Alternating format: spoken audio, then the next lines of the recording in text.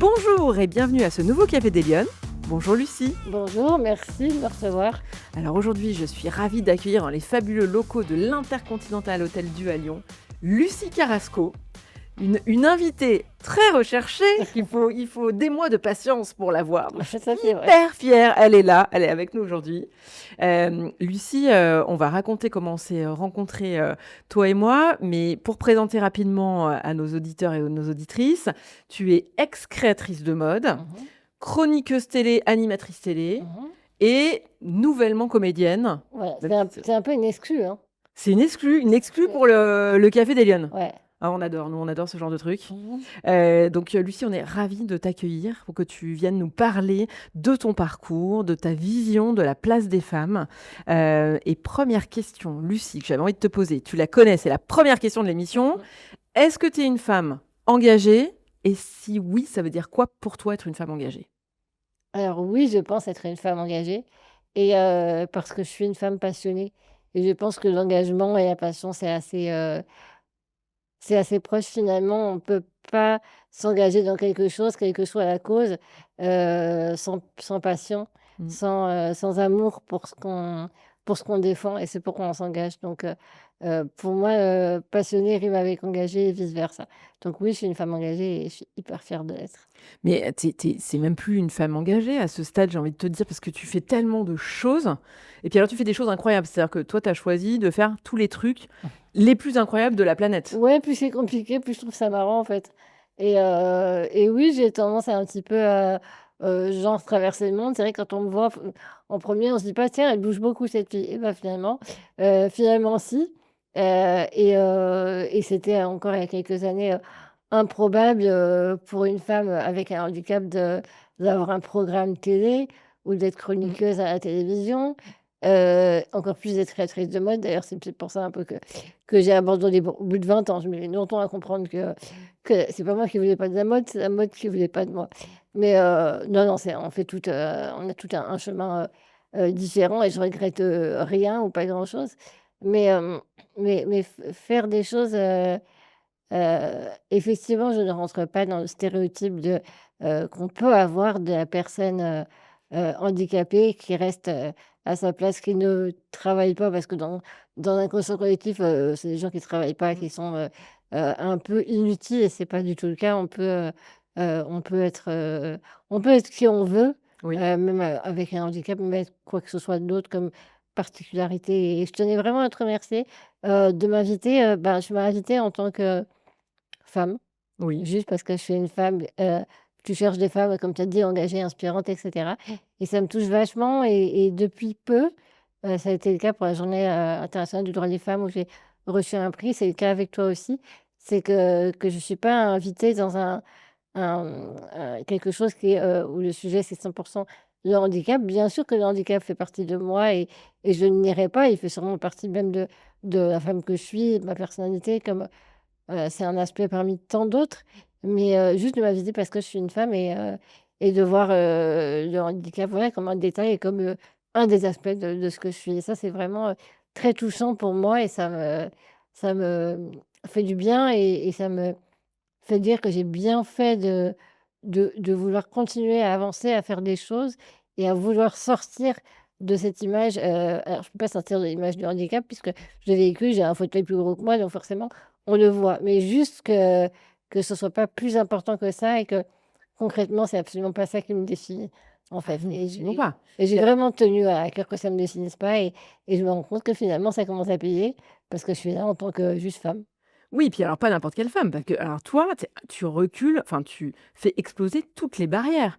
C'est-à-dire que moi, ce qui m'avait plu la première fois, donc on s'est rencontrés grâce à nos amis du Cirque Imagine, Oui. Anastasia et David Massot, qui nous avaient réunis pour un projet autour des Lyonnais qui font leur cirque. Mais moi, ce que j'ai aimé chez toi, c'est que en gros, tu dis, moi, il y a un truc qui me fait rêver, il est sur ma liste, je le fais. Ouais, complètement. C'est vrai que je pense que déjà, déjà, je pense que la vie est quand même assez, compliquée. Alors surtout en cette période où on va tous être d'accord que la vie elle est Mm. un peu lourde, le quotidien un peu compliqué et en fait, je me suis rendu compte que c'est pas propre, à une personne, malade ou handicapée que d'avoir une vie compliquée. On a tous une histoire, on a tous un passif, on a tous des choses un petit peu lourdes, à porter et si on s'accorde pas à côté et de rire Mmh. et de rêver, waouh, ça va devenir vraiment très compliqué et rêver, moi j'ai vraiment pas, je sais pas pourquoi j'ai tenu à les réaliser, mais en fait, parce que moi les rêves me font vibrer, me font avancer, me font, lever le matin. Lever est un grand mot, on est d'accord, mais Oui, mais quand même. ouais quand même, et pourquoi, se contenter de juste rêver, dire: «Oh j'aimerais bien ça et oh si je faisais ça, ça me plairait». Je serais contente, mais ça te plairait, mais vas-y fais-le Fais-le, ouais. et on m'a souvent dit: «Mais réalise pas tes rêves parce qu'après tu en auras plus». Non mais si t'inquiète. Ah ouais, tu as T'inquiète, une je liste suis une grande inépuisable rêveuse. toi, hein. Je sais pas où tu vas les Ouais, chercher, mais alors, c'est ouais. impressionnant. Mon prochain, c'est, je voudrais faire le Met Gala. Le Met Gala, c'est vraiment un truc, Ah oui? alors je suis plus créatrice de mode, mais je serais du coup, Ouais. je porterais une robe incroyable de je ne sais, quel créateur qui voudra bien de moi. Mais le Met Gala, je trouve que c'est un truc iconique, incroyable et c'est tellement inaccessible que du coup, mais tu sais, ça paraissait inaccessible à Léna Situation, Mmh. qui est souvent attaquée, sur d'où elle vient, sur son physique, alors qu'il y a vraiment pas lieu d'être et du coup, elle y est allée et elle a fait un gros fuck à tout le monde et je la trouve géniale pour ça, donc pourquoi pas. Non, mais de toute façon, quand on regarde ton compte Instagram, on voit que toi, tu y vas, tu les avances, tu les enclenches, tes rêves, tu les coches.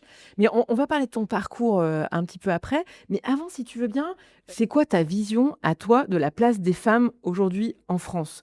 Tu trouves, de ton point de vue, qu'elles sont, visibles, présentes, tu penses quoi toi de ce sujet? Alors, c'est un vaste sujet et c'est un sujet où je peux pas vraiment, m'exprimer, de manière très objective parce qu'en fait, j'ai beaucoup été, heu victime de discrimination Ouais, dans ma vie, mais pas parce que j'étais une femme, parce que j'étais handicapée. OK. Donc du coup, heu, mon regard est biaisé parce que Ouais, la discrimination, je l'ai connue pour d'autres raisons et avant d'être une femme, le problème, d'accord. c'était vraiment pas ça. C'était ça. C'était D'accord, vraiment, c'était le le truc oui, handicap d'abord. on veut pas voir ça, quoi. Il y avait OK. vraiment un côté, on veut pas voir ça, on veut invisibiliser. Donc j'ai vraiment jamais fait le lien avec ça et OK. jamais, peut-être un peu naïvement, je me suis dit: «C'est parce que je suis une femme».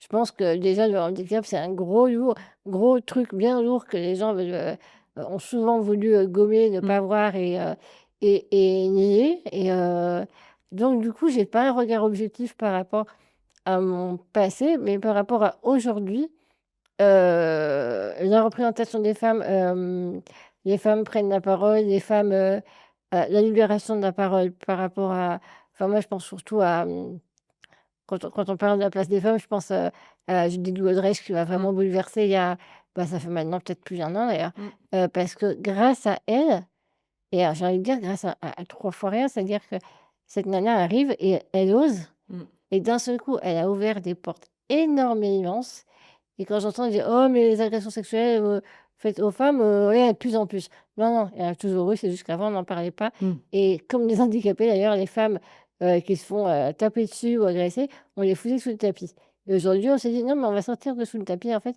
et on est là et donc du coup grâce à des femmes comme ça, la place des femmes change, il y a moins de côté potiche mais à la fois, je pense que, des fois, c'est un peu trop et des fois, on a le droit en fait, on a le droit d'être qui on veut et on a le droit d'être une potiche, hein, d'être une potiche et des fois, il y a un peu trop de violence dans les mots sur les réseaux en disant: «Mais cette nana, sa place, elle est dégradante, on l'a forcée à être à cette place dans telle émission, dans telle» et non, c'est juste qu'elle, cette place lui convient Mmh. et il y a aussi cet aspect-là. C'est-à-dire qu'il faut laisser le choix aux femmes. Ouais. Par contre, il y a beaucoup de, je dirais pas que les femmes sont invisibilisées, je dis qu'il y a beaucoup de catégories de femmes qui sont invisibilisées, pardon. Bah, les femmes handicapées, certes, oui, on en parlait. Hem, les femmes trans, on ne veut pas trop en parler, ça commence à se décoincer un petit peu, en France, hein, parce que parlons pas des Oui, États-Unis où le mot d'accord. n'existe plus d'ailleurs. Hem, et bah, les femmes de plus de 50 ans, on en parle ou pas? Mmh. Moi, c'est ça qui me révolte le Mmh. plus. parce que même à la télévision maintenant, Mmh. on a plus grande représentation de tous les types de femmes, mais avant c'était vraiment beaucoup il y avait beaucoup plus d'hommes que de femmes à la télé. Maintenant, je pense qu'on est sur une parité et je trouve ça très cool. Mais les femmes de plus de 50 ans, c'est comme s'il y avait une date de péremption aux femmes. Mmh. Ça me rend ouf. Qu'on nous mette une pub avec une fille de 25 ans pour une crème anti-rides, c'est sûr, elle en a pas à 25 ans. Et puis ça, du coup, ça n'a aucun sens. Mmh. Et puis si on va plus loin, quel pouvoir d'achat aujourd'hui? C'était plus les femmes de 50 ans que celles qui en ont, 25 et n'ont absolument pas besoin de crème anti-rides et dont je suis jalouse du coup. Non mais voilà, c'est un truc, on peut être tellement sexy, il y a tellement de preuves de femmes qui sont ultra sexy et qui prennent encore soin d'elles jusqu'à plus de 100 ans. J'ai oublié son nom, elle est morte à 101 ans et elle était une icône de mode et elle était incroyable. Vous savez, avec ses grosses lunettes, j'ai oublié son nom. Mais Alors là, en je tout peux pas cas, t'aider, là, oui, je voilà, ne on sais pas. mettra la OK, référence en on commentaire. cherchera. OK. Mais et sexy, c'est l'envie en fait, on est, notre, à 40, à 50, à 60 ans, on a encore plus d'expérience de vie, donc on a encore plus de choses à apporter. Mmh. Notre avis, il s'est forgé sur des expériences, donc on est beaucoup plus, forte et on sait beaucoup plus qui on est. C'est quand même une grande aventure de savoir qui on est, de se Oui, c'est clair. rencontrer. On sait quand même beaucoup Ouais, plus qui on est à 40, 50, 60 ans qu'à 20. Cavin. On pense tout savoir à ce moment-là, on en est persuadé et puis on se rend Et compte peut-être vite heureusement. que non. Et tant mieux, c'est ce qui fait, que la jeunesse est belle aussi. Mais voilà, en fait, il y aurait vraiment, de plus grandes expériences et des choses à entendre de la part des femmes, plus mûres, plutôt que de faire, comme si elles n'existaient pas. Elles peuvent encore faire des choses incroyables. Tu as des nanas qui ont 80 piges, qui font du sport, qui font des trucs incroyables c'est beaucoup aussi des réseaux sociaux, je trouve. C'est qu'on parle beaucoup, on met vachement en lumière, parce que bien sûr qu'il y a les mauvais côtés, des dérives, mais on met en lumière des femmes comme Oui, ça, c'est vrai. des femmes qui courent des semi-marathons à 85 piges et qui sont incroyables et ouais, la vie s'arrête pas à 40 ans, quoi. Alors, Lucie, on va parler un peu de ton J'ai fait parcours. une réponse très, très longue, tu Non, mais je sais, mais j'ai bien compris qu'on allait dans le mode bavardage, et qu'on allait un petit peu, jouer avec le temps, aujourd'hui, mais peu importe, c'est pas grave. Je voulais qu'on parle de ton parcours. Mmh. Alors, je vais pas te demander ce que tu rêvais de faire quand tu étais petite fille, parce que finalement, toi, tu devrais même pas être là, normalement. Bah non, petite fille, je rêvais à rien, je rêvais juste d'être en vie déjà. C'est Parce ça? qu'effectivement, j'avais une maladie, non, je l'ai toujours apparemment.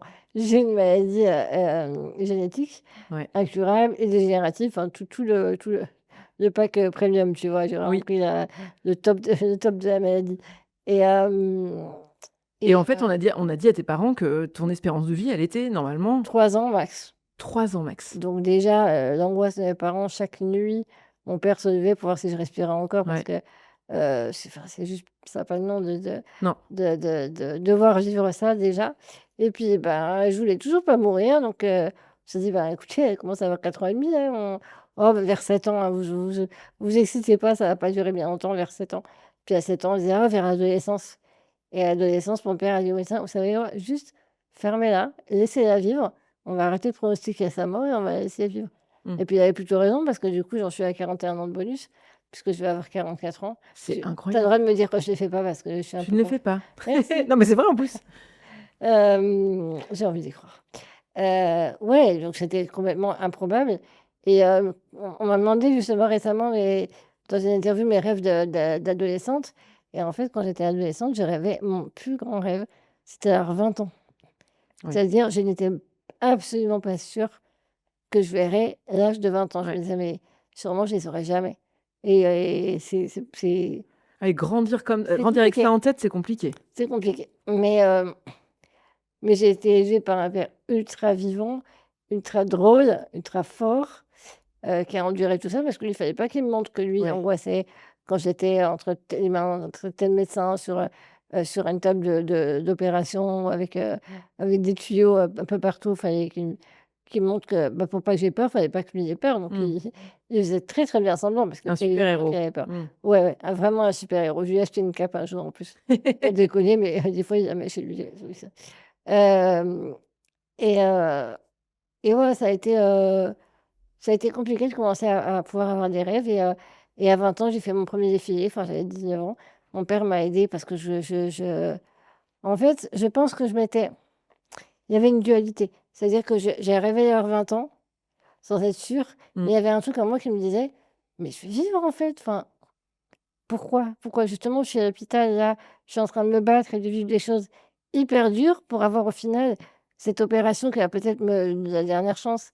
C'est une opération qui visait à stabiliser mon dos pour que je puisse être droite, que mes organes fonctionnent normalement parce que voilà, c'était un sacré truc, hein. C'était assez compliqué mais Oui, puis je tu as eu savais des années de souffrance, ouais, ouais, médicale très, très j'ai compliquées, eu une surtout série de voilà. j'ai eu surtout 5 années d'affilée, 5 années d'affilée à l'hôpital, c'est compliqué, surtout quand c'est en région parisienne et que tu es lyonnaise.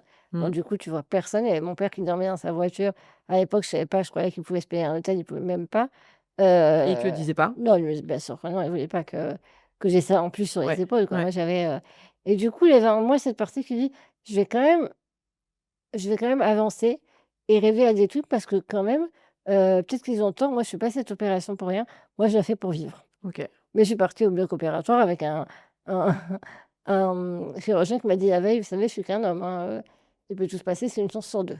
Ah oui, OK. Il est venu me raconter ses crises d'angoisse quoi le mec. Ah oui, OK. Génial, Mais super. tu avais quel âge à ce moment-là? 15 ans quand j'ai eu mon Ah, le opération. chirurgien dit ça? Ouais, à la fois je lui dois tout, il m'a sauvé la vie, Oui, c'est sûr, non il m'a mais bien sûr. rendu ma vie. Mais bon, il aurait mieux fait de prendre un Exomil plutôt que de venir Ou me peut-être pas, raconter ça. Ou peut-être pas, peut-être pas, hein, finalement. finalement après tu apprécies la vie, mais tu laisses tomber. Tout est appréciable, tu Mmh, kiffes n'importe quoi. mmh. Juste tu rentres de 5 ans d'hôpital, tu kiffes juste de boire juste de boire de l'eau dans un verre qui est pas, qui sent pas la javel, juste chez toi, dormir dans tes draps, rien que ça, Ouais, donc ouais. tout devient un cadeau et puis après, ben, on s'est rendu compte que mon état de santé s'est vachement amélioré après cette opération Ouais, et que du coup la l'espérance de vie limitée, je suis passée à une espérance de vie tout court ouais. et là, ça a été un grand, j'ai fait une dépression, juste après tout ça, après avoir enduré tout ça. Ah oui? Donc c'était plus dur en fait, j'ai tenu, tenu, tenu Ouais. et après, bah, j'ai tout lâché, quoi Ah oui, OK. et j'avais le vertige, je savais pas comment on vivait. Ah Je oui, c'est savais ça. pas comment on envisageait la vie quand on avait une espérance de vie. Mmh. Et du coup, je fais: «Waouh!» grand vertige et puis à la fois, je fais: «Ouais» et malgré, la dépression qui était, présente à côté et que personne ne voyait, j'avançais quand même. J'ai quand même fait mon défilé. Alors juste dis-moi pourquoi tu te dis: «Je vais faire un défilé»? Enfin, c'est qu'est-ce que tu te dis à ce moment-là? Pourquoi un défilé? Pourquoi En fait, comme tu l'as dit tout à l'heure, je je suis une ex-créatrice de mode ouais, et tout nouvellement comédienne et en fait, ce qui s'est passé, c'est ça. Mais ça, je peux te le raconter aujourd'hui parce que j'ai longtemps oublié tout ça. d'accord. C'est-à-dire que, j'ai voulu être créatrice de mode parce que j'étais à l'hôpital, parce que j'étais immobilisée, parce que j'avais mal. Tout ce qui était en rapport avec le corps était souffrance et laideur. Ouais, C'est des corps tordus, des corps meurtris et des choses, physiques à endurer très dures. Donc tout ce que je voulais, c'était sublimer les corps et surtout comme j'avais un gros corset en plâtre qui faisait que je portais des vêtements pour garçons très larges, des sweats. La féminité se réveille vers 13-14 ans. Moi, elle était complètement enfermée, quoi. mmh, Donc du coup, à un moment donné, il fallait que j'exprime cette féminité-là et du coup, j'ai voulu devenir créatrice de mode parce que j'ai voulu dessiner tout ce que je voudrais porter quand je sortirais et puis je me suis dit: «Tiens», je regardais à la télé, Festival de Cannes, Miss France, les Oscars et je disais: «Mais ces femmes sont sublimes», et d'un seul coup, j'ai fait la relation entre: «Ah, j'aimerais tellement les habiller encore plus et sublimer, souligner leur unicité à chacune» et cetera. Mais aujourd'hui, avec mes yeux de ça, c'est ma version d'avant. La ouais, version d'aujourd'hui, c'est en fait, ça a répondu à un ça a répondu à un besoin, à une nécessité. J'avais besoin de m'évader à ce moment-là et ça répondait directement à cette douleur et à cette douleur physique que je voulais absolument, oublier. Il fallait que je ouais. m'évade d'une manière ou d'une autre et ce que j'ai en fait, je me suis dit: «Qu'est-ce que je voulais avant? Qu'est-ce que» mon enfant intérieur, celui, celle de 3, 4, 5 ans, à quoi elle rêvait? À quoi elle, Elle C'est aspirait, ouais, que hyper c'était important de se reconnecter à son enfant ouais, intérieur. c'est vrai, je suis C'est ce que d'accord. j'ai toujours voulu et mon père j'ai rappelé mon père pour lui dire: «Je l'ai pas inventé, je suis pas partie dans un délire, c'est je te demandais bien ça avant». Il me dit: «Beh, oui, on pouvait plus» et moi j'ai toujours voulu je disais: «Je veux être vedette de télé ou de cinéma». Ah ouais, OK, d'accord. Mais c'était tellement il y avait tellement pas de Oui. représentation pour le coup. Oui, c'était Tellement inatteignable. pas de place, c'était inatteignable parce que Mmh. alors moi, en fait, moi j'étais hyper j'ai toujours été naïve, je voyais pas de problème. Mmh. Être handicapée, il est où le souci? Mmh. À un moment donné, quand j'avais, 16 ans, quand je suis sortie de tout ça, je voulais gagner un peu de pognon pour me payer les trucs et je dis: «Ah, faut que je cherche un boulot». «Ah, je vais demander au McDo». Mon père il m'a rien fait. «Je vais faire quoi au McDo?» Je sais pas grave, je vais aller au drive et tu sais, je mets un truc sur les oreilles et puis je prends les commandes, Ouais. tu vois? Il y avait toujours une solution alors Oui. qu'effectivement, ça impliquait plus de choses et c'était juste pas possible et ils allaient jamais embaucher quelqu'un comme moi. Mais pour moi, je voyais vraiment pas où était le problème. Mmh. Vraiment, je sais que je peux pas tout faire. Je sais que j'ai tout à fait conscience de ce que je peux pas Mmh. faire, mais pour moi, ça s'adapte, quoi Oui, puis toi, tu heu, vois tout ce que tu peux faire. c'est ça Mmh. et du coup, bon, bah, du coup, j'étais totalement en décalage avec tout ce qui était réellement possible. Mais ça, effectivement, être, il y avait pas de star ou juste de comédien ou de présentateur, en fauteuil et c'est vrai que, bah, c'était la seule représentation qu'on avait avant, c'était le Téléthon et en fait, Ouais, c'est vrai. Téléthon, c'est très bien, il faut la recherche médicale et cetera, mais il y a pas que ça Ouais. et ça représente pas, le handicap, enfin, ça englobe une partie qui est la recherche médicale, mais c'est tout, quoi Oui, c'est ça. Et et le Téléthon, c'est une fois par an. c'est ça et puis ça a une forme, qu'on à laquelle on adhère ou on adhère pas, mais voilà et du Mmh. coup, maintenant aujourd'hui, je sais que ce que je voulais au plus profond, c'était ça et qu'aujourd'hui à 40, ans passés, je suis en train finalement de et la vie a fait que j'ai même pas forcément provoqué les choses, c'est venu à moi et je pense qu'à partir du moment où on se rend compte de ce qu'on voulait vraiment et qu'on l'assume complètement, tout en découle et les choses viennent à nous, en fait et d'un seul coup, j'ai eu des opportunités au cinéma sans même forcément les chercher. C'est Alors venu attends, à avant de moi. parler de ça, ça veut dire que donc tu as fait tu voulais, tu rêvais de faire de la mode, de dessiner des vêtements, c'est ça? Ouais, Donc tu l'as fait? je l'ai fait. D'abord, je te dis pour comme échappatoire Oui. et ensuite je me suis dit: «Tiens, j'ai quand même 200 dessins» parce que j'en ai passé Ah du oui! temps à OK, l'hôpital. Ouais, d'accord. tous les jours quasiment, j'en faisais un, quoi et OK. mon père m'avait installé, un peu comme Frida Kahlo, c'est cette, image très connue qu'on a d'elle, où elle est allongée, elle a un miroir au-dessus d'elle pour voir ce qu'elle peint, parce qu'elle peut pas s'asseoir et elle peint allongée et mon père m'avait installée comme elle. D'ailleurs, c'est là que j'ai Ah commencé OK. à avoir connaissance de qui était, cette femme incroyable et et du coup, un jour, je me suis dit: «Ben» ça a été voilà, je suis sortie de l'hôpital, j'ai voulu, faire des études qui m'ont été refusées parce que, bah, j'étais un peu je rentrais pas dans les critères de Ouais. sélection et sans débattre autour, toutes les écoles de mode, de Lyon d'abord, de Paris ensuite, de toute la France, c'était mort et Bon, OK, ça marche pas. ouais et du coup, je me suis retrouvée à une rentrée scolaire, à avoir presque 18 ans, à pas avoir du coup d'école, ni de formation de mode, ni quoi que ce soit et mon père qui pouvait, peut-être reprendre un petit peu le cours de sa vie si moi j'étais, en train d'étudier, ce que ça et du coup, pouvait pas. On se retrouvait tous les 2 comme des cons, encore une fois, juste tous les 2 Ouais, et moi, je voulais vraiment donner un sens à ma vie, quoi ouais. et j'ai dit: «Bah, tu sais, papa, on a toujours dit qu'un jour on ferait un truc avec mes dessins, en fait, peut-être que c'est maintenant» et du coup, il a réfléchi, il a regardé mes dessins en essayant d'être objectif et pas de dire: «Oui, c'est bien», parce que je suis sa fille, Ouais. et il a dit: «Écoute, on va le faire» et on a commencé à démarcher des gens, une couturière, des fournisseurs de tissus, un lieu, c'est un Embarcadère en l'occurrence, pour faire un défilé, des personnalités et cetera. Mais le truc qu'on ne savait pas, c'est que nous, on arrivait avec parce qu'on y croyait, on arrivait avec toute notre détermination et mon père avait une mallette, un attaché case, à la main. On faisait trop, tu vois, hommes et femmes d'entreprise, de ouf. Ce qu'on ne savait pas, c'est que dedans, il y avait rien du tout. Ouais. C'était complètement vide et Mais ça marchait? ça et on a rencontré le 1er partenaire qui nous a fait un accord de principe, un contrat et cetera. Enfin, un accord et que, peu à peu, 1 feuille, 2 feuilles, 3 feuilles et à la fin, on avait un dossier complet dedans, on est parti avec rien du tout. Ah ouais. juste, notre tchatch et Et notre votre envie de le faire? notre envie et notre on était persuadés qu'on pourrait le Mmh. faire, quoi. Mmh. Et l'idée de départ, c'était de prouver aux écoles que j'avais quand même des capacités, Mmh. ils Qu'ils avaient étaient passés peur à de côté me d'un voilà, c'est talent. ça Ouais. et de pouvoir éventuellement, du coup, leur prouver pour qu'ils puissent m'accepter dans une école et je pense que mon ego a un peu pris le dessus quand je l'ai fait.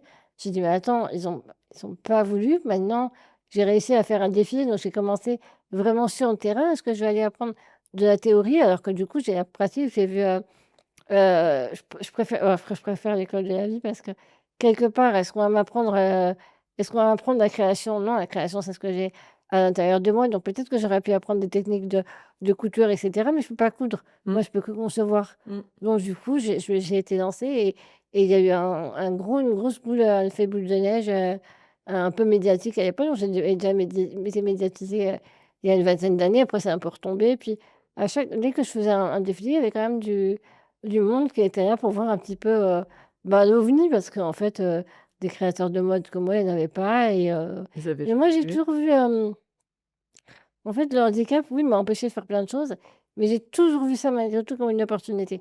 C'est-à-dire que quand j'arrive quelque part, forcément les gens me regardent. Mmh. Moi, on me dit souvent: «Le regard des gens ne dérange», mais pas du tout. Moi, mon signe astrologique, c'est Lion, donc au contraire, Voilà. regardez-moi quoi, les lionnes, tu vois? Ouais. Quand tu m'as invitée pour les lionnes, j'ai fait: «Mais oui, évidemment» C'est moi. et hem et Oui, donc ce regard, le toi, tu regard m'a ja as l'habitude, tu sais? oui, puis en fait, le regard, il va être quoi? Curieux? Ouais. Bah, ils vont bien voir que finalement ça va. C'est de la peur? Bah, à moi de les rassurer, tu vois? Voilà, c'est la vie, c'est un miroir et tu reçois ce que tu envoies donc C'est vrai. si je souris, je recevrai des sourires et du coup ça décoincera peut-être, des appréhensions en Très face, juste, tu ouais, vois? ce serait juste, ouais. Complètement et le handicap, m'a empêché de faire plein de choses certes, mais j'ai toujours vu ça comme une très belle opportunité. Donc quand je rentre quelque part, évidemment, on me regarder, mais c'est une opportunité de dire: «Tiens, cette personne est différente, tendre l'oreille, qu'est-ce qu'elle a à dire?» Donc c'est d'un seul coup, on a un auditoire qui est prêt à écouter juste parce qu'il y a cette différence. Donc la Mmh. différence, moi, pour moi, c'est pas un problème du tout. Oui, Au contraire, tu on se t'en es dit: servi. «OK, qu'est-ce qu'elle a à dire?» Ouais. Si ce que je dis, c'est sans intérêt, bah, certains vont rester, mais beaucoup vont partir. Mais si ce que je dis a un peu de sens et ce que j'ai à prouver et c'est dans la mode, c'est pareil, les gens ont une curiosité de dire: «Tiens, qu'est-ce que vaut son travail? Mmh. Qu'est-ce que ça va être?» Et du coup, ça a créé une curiosité et voilà, ceux qui ont aimé ce que je faisais sont restés et d'autres, sont partis. Mais j'avais quand même je pense que mon travail alors, on va pas se mentir, hein, c'était pas hyper original ce que je faisais. C'était, moi je rêvais de tapis rouge, donc je faisais des robes de tapis rouge. Je faisais, je pense, de belles robes, je pense, vu qu'il y avait des gens qui venaient à mes défilés donc c'est peut-être parce que c'était gratos et qu'il y avait du champagne, sinon, c'est vraiment que ça leur plaisait. Je pense que ça plaisait à des gens parce que j'ai pu habiller Shakira, j'ai pu habiller Vangoria, quelques comédiennes, donc je Ah pense oui, que quand même! Ah oui, oui. c'était pas pour me faire plaisir. Je pense qu'il Non. y avait vraiment, il y a eu quelques robes un peu originales que j'ai faites, notamment une pour Shakira qui avait une originalité, une subtilité, une sensualité particulière. J'étais pas un génie de la mode, hein, vraiment pas. Je me suis jamais, considérée comme telle. Je me suis juste dit que mon travail valait, éventuellement quelque chose. Mais j'ai jamais gagné un sou avec la mode Ah non? et en fait, quand tu es jeune, tu te dis: «Vas-y, je vise l'amour et l'eau fraîche». Puis d'un seul coup, tu te dis: «Ah ouais, mais il y a des factures à payer, en fait» et j'ai eu beaucoup de mal longtemps avec le fait de gagner de l'argent, un peu aujourd'hui, de pouvoir dire aujourd'hui que je gagne ma vie sans, que ce soit des millions, puis peu importe, hein, ce serait des millions, ce serait bien aussi. Mais j'ai toujours eu beaucoup de mal parce qu'on m'a toujours, sous-entendu, Mmh. mais tu te fais payer, enfin, tu devrais quand même déjà être contente de faire ce que tu fais. Donc à un moment donné, le travail en tant que personne handicapée est totalement décrédibilisé. Ah ouais, ouais. J'ai eu des gens qui sont venus en me disant: «Ah, tu peux pas me dessiner ma robe de mariée?» Je fais: «Ouais, elle me demande, enfin, c'est le plus beau jour de sa vie, je suis créatrice de mode». Elle me demande, je fais: «Ouais, c'est une Ouais, consécration, ouais, ouais, c'est la plus belle robe de la vie d'une femme», tu vois? ouais.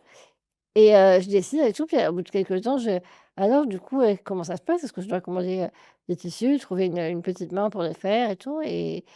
«Ah mais non, mais du coup, on va le faire faire chez un vrai créateur».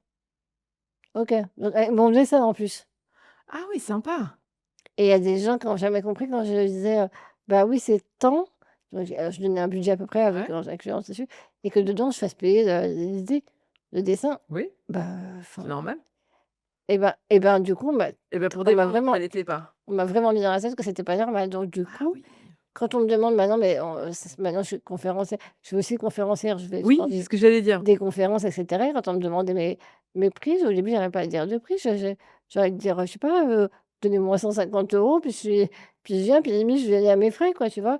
Alors qu'en fait, ben, non, tu as une valeur, ça a un Ouais prix, ça et puis tu as et des frais pour te déplacer, tout bien ça. sûr. Et maintenant, j'arrive à dire: «Bah, voilà, c'est tant», et avec, déplacement inclus et cetera. Et puis, j'ai peut-être plus de frais en plus de déplacement parce que je suis obligée Mmh. d'être accompagnée et cetera. Mais très longtemps, ça a été un tabou. Fallait pas que je demande à gagner de l'argent. Et de toute façon, j'aurais bien demandé, sinon j'aurais rien gagné du tout. Et dès que j'avais deux trois sous, je les réinvestissais pour essayer de refaire un défilé. Et du coup, c'est devenu très usant parce que, Heu, pendant un an, tu cherches des sponsors, des partenaires, tu crées ta collection, tu arrives pendant un an, tu bosses comme un dératé. Tu arrives, 1/4 d'heure de show, waouh, c'est génial. À la fin, tu pleures, génial, et le lendemain, la redescente, Ouais. et il y a rien, et tu as pas gagné un franc. Et un franc, waouh, c'est là qu'on voit que je Oh! suis vieille. Oh! Personne qui a connu le franc. Tout à fait. Et c'est du coup, voilà, au bout d'un moment, tu te dis: «Mais en fait, j'aimerais juste bien être reconnue dans mon pays». Donc tu te remets en question, tu dis: «Est-ce que c'est parce que je suis comme je suis? Est-ce que c'est parce que ce que je fais est nul?» Apparemment non. Hem et j'ai entendu des choses assez désagréables. C'était, bah, quelqu'un dans cet état-là qui fait de la mode déjà, ça te donne pas envie puisqu'elle est pas, je sais pas, un canon de beauté, quoi, tu vois? Et puis, en fait, tu sais, les créations de mode, c'est quand même vachement un métier de mec, hein. Il y a beaucoup plus de C'est vrai créateurs qu'il que y a de beaucoup d'hommes, créatrices. ouais, c'est vrai. Et on pense pas à ce domaine-là. Quand on dit: «Oh, les Oui, hommes c'est sont vrai. partout», Ouais, ouais. il y a beaucoup de d'hommes, dans tout. Et bah, dans la mode, putain, il y a des mecs, quoi. Ouais, ouais. Et Ouais, c'est vrai. Ouais, c'est des les mecs qui des habillent créatrices, les c'est femmes. beaucoup plus récent. Ouais. Il y a, je sais pas, c'était, la fille aujourd'hui, on va partir sur le fait que j'oublie des noms. La Alors fille moi, je de suis nulle pour ça, Lucie, donc Stella c'est McCartney. en plus hein? Ah oui, bah, Stella ça McCartney. va, ouais, OK. Voilà, c'est assez récent, tu vois, de voir des femmes émerger comme ça dans le milieu de la mode. Mais non, Ah non, on a effectivement. plein de créatrices de mode à l'équipe d'Eliane, hein. Je sais pas si c'est un Oui, truc chez maintenant ça a Honnête, bougé, ça a c'est des bougé. petites pépites, Maintenant, nous, on a un tissu, donc quand ouais, même, on est, ouais, c'est ça. surtout la capitale de la mode ne serait pas Lyon, en fait. Et du coup, voilà, ce manque de reconnaissance, de Mmh, ce côté, mais de toute façon, quand tu veux, et puis je me suis rendu compte, si tu veux, devenir important dans la mode, tu dois investir, c'est des sommes colossales pour mmh, faire de la mode. Surtout si tu veux produire un peu enfin, si tu as, énormément d'argent, tu peux, faire, en grande série et du coup, vendre à petit prix. mmh. Mais quand tu es pas connu, ce que tu veux, tu peux investir comme dans quoi? Tu peux même pas avoir de stock. Ouais, Donc du coup, tu fais des pièces qui vont coûter entre 300 et 1 000 € pièce. Et concrètement, quand une nana, elle a 300 000 € à mettre, elle fait quoi? Bah, elle va chez Dior ou Chanel. ouais, Elle va pas chez un petit créateur, donc il y a aucune ouais, c'est vrai. référence. Et on va pas se mentir. Et du coup, je me suis dit: «Ouais, il y a un souci». Et j'ai fait un burn-out, je suis partie aux États-Unis et je me suis rendue compte que là-bas, on me disait: «Ah! Oh, tu es créatrice? Oh, génial! Fais voir, tu as un site, je peux voir tes créations». Alors quand je disais en France: «Je suis créatrice de mode», «Ah, c'est bien», comme si je vais faire la kermesse, un spectacle à la kermesse, tu vois? Ouais. «Ah, c'est super, c'est mignon, c'est pour le Téléthon?» Ah, tu vois? C'est toujours, ce truc, insupportable. Et Oui, ça, c'est le côté anglo-saxon, hein. Les ils ont vraiment ce côté, Et ben, en fait, ils voient un potentiel ouais, en tout le chaque temps. personne et pas du coup l'enveloppe corporelle, ils ont juste rien à Non, c'est foutre, en clair, fait. ils s'en foutent, Et ouais, c'est ça. ils voient son potentiel. Par contre, ils veulent voir. Ils C'est une société basée sur l'argent. ouais. Donc Oui, mais basé sur aussi l'apparence quand même, hein? mais en fait, Tu vois? ouais, mais Mais ce c'est que je pas veux le dire, même, c'est que vu que l'argent quand même pour les Américains, enfin, vous oui, payez pour bien tout. sûr. Et du coup, si on voit un potentiel en toi, tu vas rapporter de l'argent. Mmh. OK? Et même, par rapport à, il y a plein de matériel, médical ou paramédical que je trouvais qui est pas remboursé en France ou que je trouvais pas et que là-bas, tu trouves dans les supermarchés à bas prix. Parce qu'en fait, ils se disent: «C'est un créneau». Ils en ont besoin, donc en fait, si on rend Mmh. accessible en termes de prix, et les gens vont acheter. Et c'est juste complètement différent. Et donc du coup, j'ai réussi à faire un défilé là-bas. J'étais hyper heureuse, c'était comme une consécration dans ma carrière. Et puis, je suis rentrée en France parce qu'à un moment donné, il faut. Et puis pareil, À chaque fois, je me suis relevée en disant: «Ah, J'y encore cru, j'ai encore cru. Je vais y arriver» parce que je suis pas une fille qui laisse tomber comme ça. Mais ça devenait de plus en plus désagréable, en fait. Et alors je te dis, hein, peut-être que je me fourvoie et que j'avais juste pas de talent, hein, c'est peut-être ça et on saura jamais finalement. Mais mais j'y croyais encore parce que et puis j'étais dans ce moment où en fait je me rendais pas compte que justement c'était pas peut-être pas ça que je voulais au départ et il y a un temps pour tout, il était temps que je me rende compte que ça m'apportait plus que ce que je pensais que ça m'apporterait ou ce que ça a pu m'apporter plus tôt et le jour où j'ai décidé d'arrêter et donc du coup, j'ai commencé à avoir des ouais, le jour où j'ai commencé à vouloir arrêter et à assumer encore une fois, que peut-être c'était peut-être pas ça et que la vérité était ailleurs, Mmh. ben, les opportunités se sont créées de plus en plus à la télé, et je me suis, glissée dedans et j'ai adoré. Et j'ai continué en parallèle la mode et le dernier coup, c'est qu'à un moment donné, j'ai eu un gros client qui m'a, embauchée, un client américain. Encore une fois, donc il avait mon potentiel. J'ai eu un salaire de fou pour faire des pour designer, toute une collection et tout. J'ai trouvé ça génial. Bah, déjà d'avoir, quand ils m'ont fait une proposition de salaire, de voir déjà qu'ils envisageaient de me payer, c'était ouf. En plus, hyper bien et et du coup, ça m'a permis de mettre de l'argent de côté, de m'éclater et tout. Covid est arrivé, du coup, tombé à l'eau. Bon, mais j'avais quand même eu, quelques mois, presque un an, où voilà et du coup, juste pour être sûre, j'ai investi cette fois mon propre argent. OK. Voilà. Bah, j'ai perdu, 15 000 balles. Aïe! Ah ouais, Dans une collection où justement je me suis retrouvée à quand tu as peu de moyens parce que finalement 15 000 balles, c'est rien du tout dans c'est clair. ce que ça, Coûte réellement. demande, Ouais, voilà. ouais. Du coup, j'avais que des pièces ultra chères et j'avais pas assez de de j'étais pas assez installée, assez reconnue Mmh. dans la mode.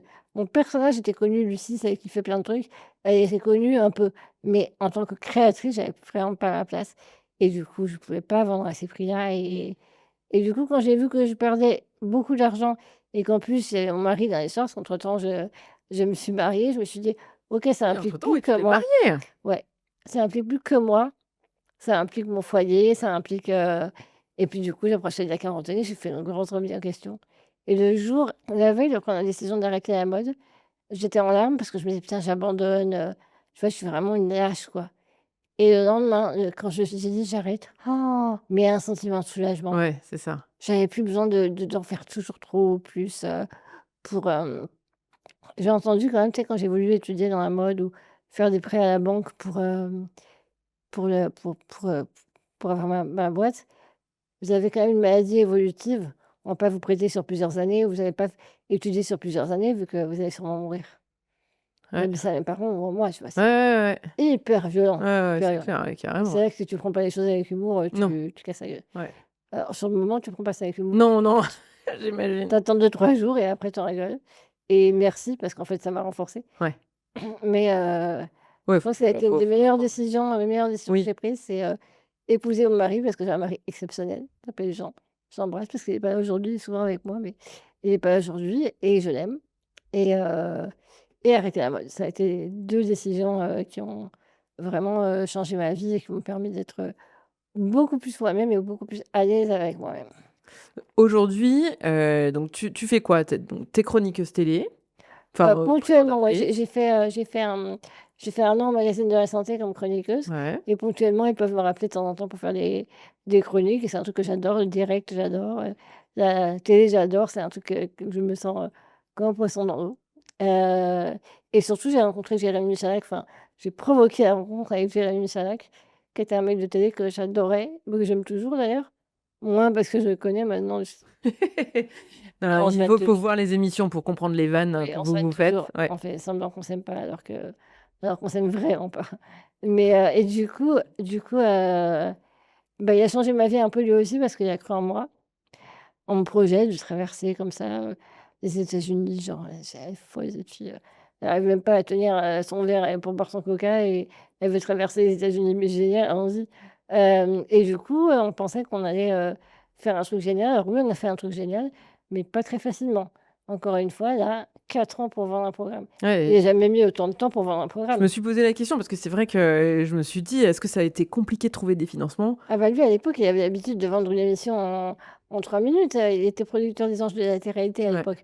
Donc il savait vendre des programmes, il savait en produire, il savait, donc maintenant il est plus, hein, il a revendu, t tout ça et maintenant il ne fait que moi ou presque et alors c'est pas vrai qu'il gagne le plus d'argent mais ouais, c'est un truc, je trouvais que ça lui plaît, sinon il continuerait pas Oui, c'est clair. et en fait, ouais, pendant 4 ans, ça a été toutes les chaînes, plusieurs fois, tu sais, changement de directeur de chaîne, Mmh. président de chaîne. On Tu vas avoir un recommence. nouveau, pareil, «C'est bien, mais je me savais que votre projet, c'est génial, bonne chance».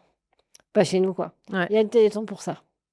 Ah Il y a le Téléthon pour ça et en fait, pourquoi le handicap souffre d'une image un peu négative? Parce qu'en fait, justement, la seule représentation qu'on avait du handicap jusqu'à il y a peu de temps, jusqu'à notre programme et d'autres, hein, ouais. et pas que nous, c'était le Téléthon Mmh. et le Téléthon, bah, c'est des gens malades, Mmh. tu chiales un peu, Mmh. tu dis qu'ils vont mourir Mmh. et tu donnes de l'argent. Mmh.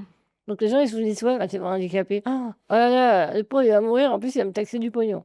En gros, je vois non mais Oui, oui, dans c'est dans ça. le Non, mais oui et puis raccourci c'est une le photo, raccourci un dans la instant tête. voilà, bien Voilà, sûr. c'est ça et il y a pas que ça, il y a plein de trucs hyper positifs, je dis pas que le Téléthon n'est que dans le ch voilà, on chiale pas tout le temps, mais c'est vrai que c'est, la forme que ça a pris, moi, être me convient pas. C'est ce Mmh. je voilà, mais et puis il y a pas que ça, quoi et du coup, nous, on voulait montrer une image fun, une image, on s'en bat qu'on le fait, on y va et Oui, de la vie de tous les jours, oui, comment on fait les puis choses, en il y avait fait. pas de militantisme, c'est pas: Non. «Je vais parler, je vais vous prouver que», avec des mots, c'est: «Je vais juste le faire» et il y aura même plus à discuter, ce sera fait, en fait Mmh et et et donc là, du tu es coup allée dans le monde entier avec, finalement, on a réussi à le vendre. Finalement, parmi les chaînes qui ont refusé, il y en a une, qui a dit: «Bah, en fait, on aime beaucoup, on va vous le reprendre, puis on va en prendre un deuxième et on est à notre 8e». ouais, parce que Déjà, ça marche. on n'imaginait pas en faire un au début, donc on n'a pas imaginé en Ouais. être, au 8e aujourd'hui, dont un dans la boîte. C'est un hors-série, peut-être que ça va on aimerait bien que ça continue d'ailleurs, mais on a fait un tour de France. Ah Ça, c'est d'accord, aussi une excellent. exclue. OK. Oui, Yann, 2e exclu de l'émission! incroyable.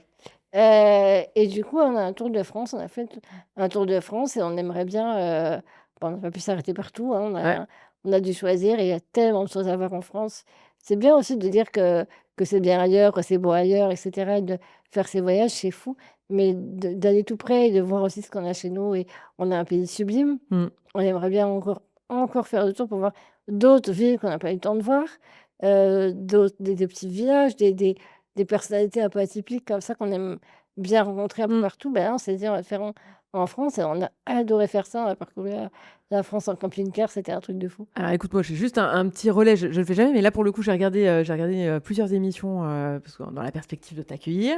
J'ai adoré l'émission en Australie parce qu'en Merci. fait, c'est fun. En fait, on se marre avec vous.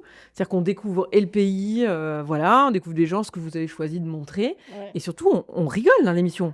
On choisit de montrer, bien sûr, on rencontre des galères, Oui, des fois on le montre, mais la plupart du temps, on est là enfin, le sujet, c'est pas ça, c'est de dire même si c'est compliqué, on s'en fout, on y va oui. et que justement la force, c'est qu'en fait, on est une équipe, on s'est vachement soudés. Ces garçons, ils sont là pour moi et ils m'ont aidé à me porter en pleine jungle dans le Brésil. Là, on a fait du surf en Australie, truc, toi, tu as fait du surf? Oui, oui, moi, j'ai fait du surf. Mais alors, par Moi, contre, j'y croyais pas 5 minutes avant. ça veut dire que quand même, dans ta vie à toi, c'est beaucoup des hommes qui t'ont aidé, j'ai l'impression? Oui.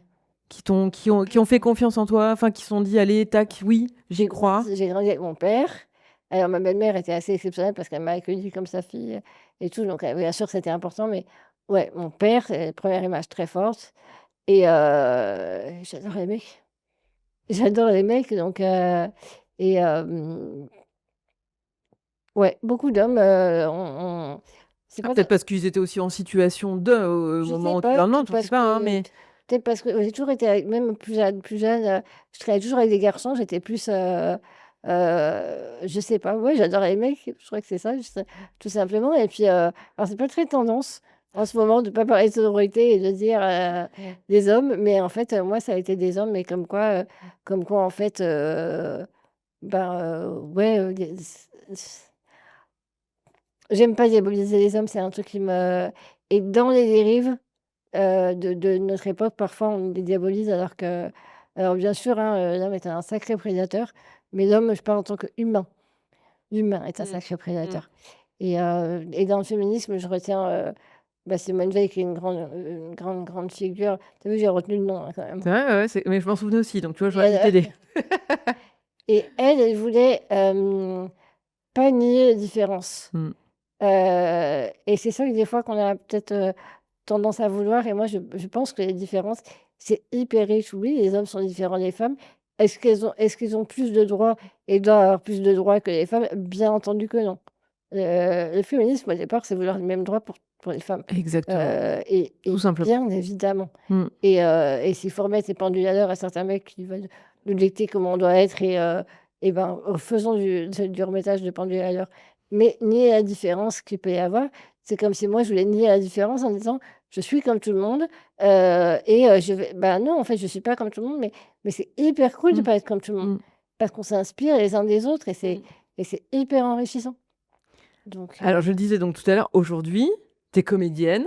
Alors, on peut pas trop dire parce qu'on n'aura pas de troisième exclusivité dans l'émission. non, ce que c'est dire, je peux dire que j'ai été contactée par, une grande réalisatrice française et que j'ai cru que c'était un fake au départ et que du coup j'ai téléphoné et c'était hyper sérieux C'était pas une et IA qui non, t'appelait, non, non, c'était pas une IA et que j'ai donné la réplique à une grande star américaine, waouh! une Donc on femme va ouais, pour le on coup attend de découvrir ça. et ce sera au 2e semestre 2025 D'accord. c'est un petit rôle, hein, on va pas non plus, partir sur déjà un premier rôle, Pas au début, d'emblée, pas d'emblée. 2e mais fois peut-être? Mais écoute, un petit rôle avec des noms aussi prestigieux et c'était incroyable et je joue pas le rôle, il y avait pas une nécessité que ce personnage soit handicapé, c'est juste qu'il est alors c'est pas exactement une vendeuse, on va dire que c'est comme une vendeuse, quoi. Sauf qu'elle est en fauteuil et que cette vendeuse, c'est moi. C'est pas une vendeuse, c'est juste pour pas dire, Oui, le rôle le exact rôle exact. que je vais avoir, une conseillère plutôt. Mais et donc du coup, encore une fois, j'ai été, cassée par ma personnalité, pour ma Ouais. personnalité et c'était fou et et l'actrice m'a dit, «Ah mais vous êtes pas, comédienne, c'est votre premier rôle? Mais vous jouez hyper bien». OK, je peux mourir et ça m'a donné l'occasion de jouer dans une série pour un groupe, privé derrière, parce que j'adore jouer la comédie. En fait, j'étais hyper stressée le jour du tournage et puis je me suis sentie comme un poisson dans l'eau et Ouais. je me suis jamais aussi je te dis, je me suis jamais sentie autant à ma place Mmh. que là, avec, ces personnes-là et tous ces centaines de gens autour et que je voyais pas, j'étais juste dans mon truc et je me suis dit: «Waouh, mais en fait, je vais faire ça tous les jours de ma vie». Je me sens trop bien. Mais en fait, Lucie, j'ai l'impression on peut pas lister tout ce que tu as fait dans ta vie parce que tu as fait tellement de trucs, c'est totalement improbable.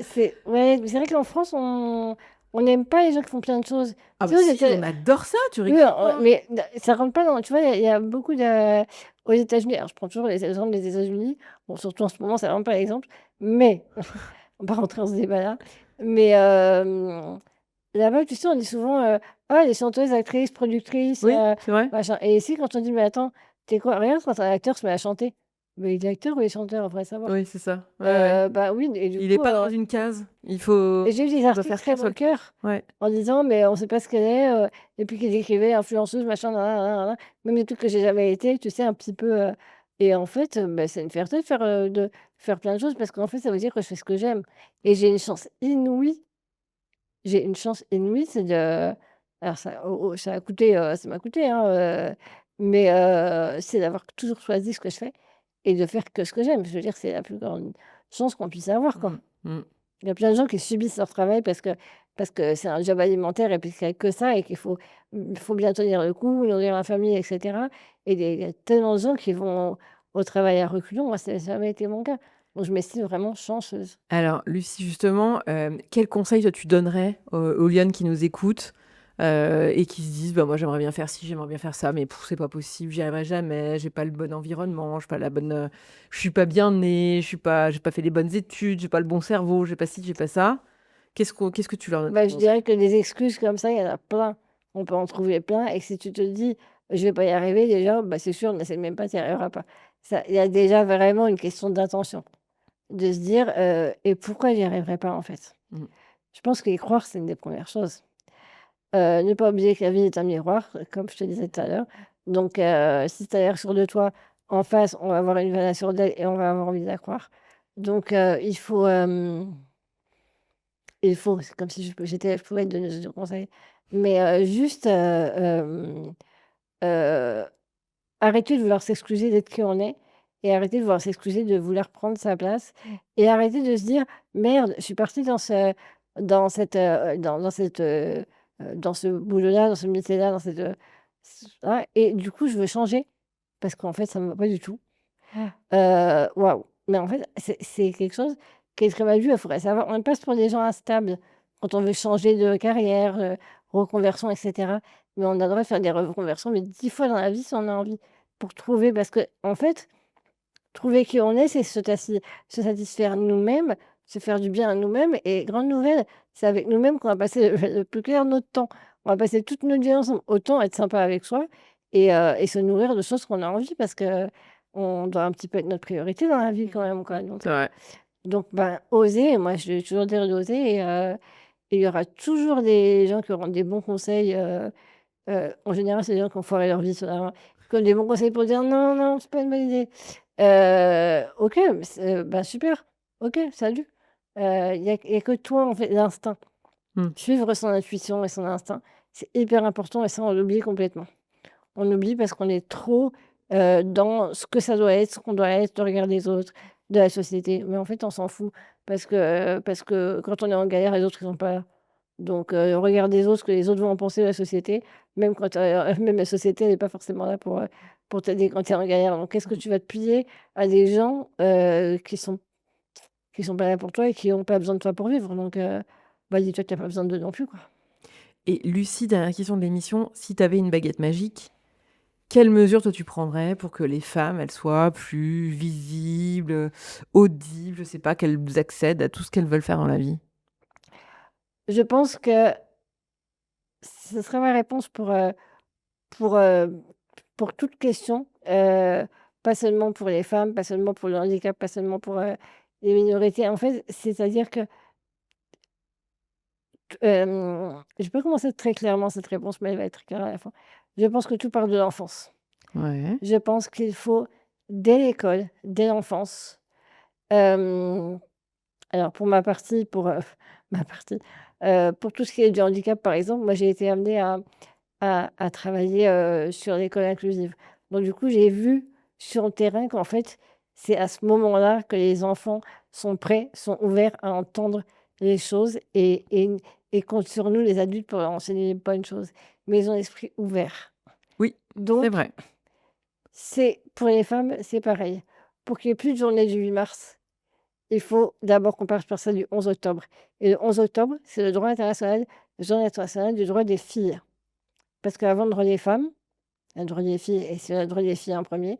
Le 8 mars, il n'existera plus derrière Mmh. et pour que le droit des filles, que le 11 octobre n'existe plus, c'est que dans toutes les écoles du monde, hein, je me dis baguette magique, hein, donc Ouais, tu vois? vas-y, on est là. On Laisse-moi rêver. apprend aux enfants qu'elle a qu'elle est, bah, que chacun a le droit de prendre sa place et que non, il y a pas oui, il y a une différence entre les hommes et les femmes, mais qu'à aucun moment ça doit être un facteur de discrimination Mmh. et que tout le monde a les mêmes droits. Oui, que c'est pas les garçons qui dominent. Non, non, mais ça, c'est une vieille idée de un jour, il y en a un qui s'est dit: «Eh viens, on va dire ça, on va voir si ça passe». Et c'est C'est passé passé. crème? Donc ouais, c'est, la baguette magique, c'est de donner accès à à à toutes ces idées-là, heu, aux enfants. Parce qu'en fait, bah, c'est eux le futur. Donc c'est eux qui pourront faire en sorte que dans quelques décennies, tout ça ne soit plus une question, qu'on soit plus en train de parler là du droit des femmes, de la représentation des femmes ou des minorités. On sera plus du tout en train d'en parler, ce sera plus un problème. Parce que les enfants ont grandi comme ça et ce sera juste des évidences. Exactement. Lucie, merci beaucoup d'être venue prendre ce café des Lyonnes ce matin avec nous. Vraiment, on a fait exploser le compteur, mais c'est pas grave. Je suis sûre que ça vous aura passionné. Merci infiniment de nous avoir écoutés, de nous avoir suivis ce matin. Et moi, je vous donne rendez-vous la semaine prochaine pour un prochain café des Lyonnes. Bonne Merci à semaine. toi. Au revoir, Lucie.